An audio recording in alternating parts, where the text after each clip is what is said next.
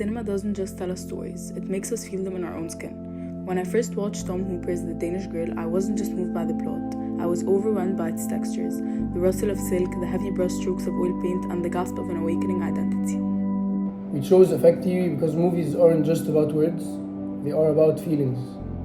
And we often think about our identity with our brains, but we actually feel who we are inside our bodies first. This topic lets me look at the small details, like the texture of clothes and the way characters breathe, to show how the character Lily discovers herself. When we watched this movie, we felt a mix of sadness and beauty. It looks like a beautiful soft painting, but the story is really heartbreaking. We felt so much sympathy for Lily because she's so lonely, and we really admired her wife Gerda for loving her no matter what. And also by the end, it made us feel sad but also happy that Lily finally found freedom. In my opinion, this story shows how important it is to be your true self. People often argue about gender transition using politics or medicine, but this movie shows the human side. Lily risked her life because living a lie was too painful. And it shows that everyone has the right to make their outside body match who they feel they are on the inside. Identity isn't always born out of a sudden intellectual realization. For many of us, understanding who we actually are starts as an unexplained feeling and a quiet pull towards a certain environment, an aesthetic or a texture. The Danish Girl captures this universal human experience perfectly, and it shows that before Lily could claim her identity, politically or socially, she had to embody it physically.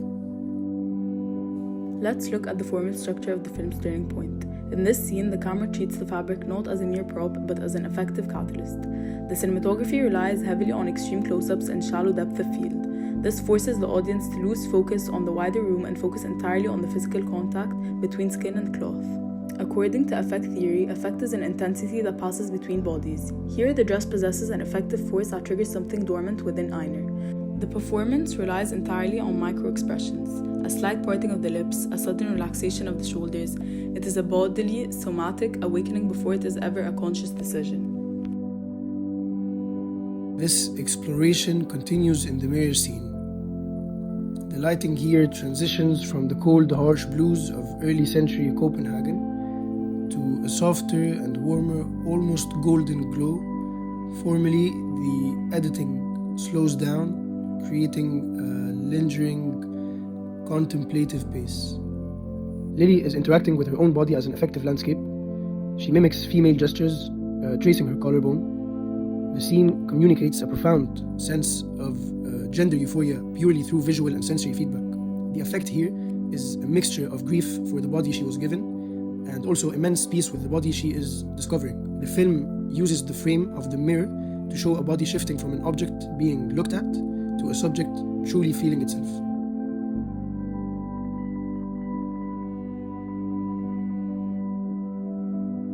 However, affect can also be a site of trauma. When the medical establishment steps in, the film's form changes drastically.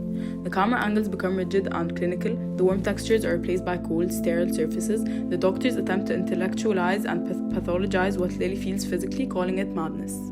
But the visceral truth of Lily's affect cannot be erased. In the final heartbreaking acts, even as her physical body weakens from surgery, the visual language remains deeply tied to sensory freedom.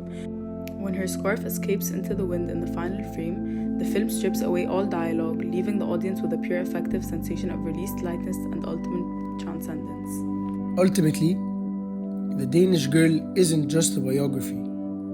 Through the lens of affect theory, it is a masterclass in the cinematic representation of the soul. By prioritizing sensation over explanation and texture over text, the film invites us to experience Lily's transformation not as passive observers, but as felt embodied witnesses to the tragic cost of becoming oneself.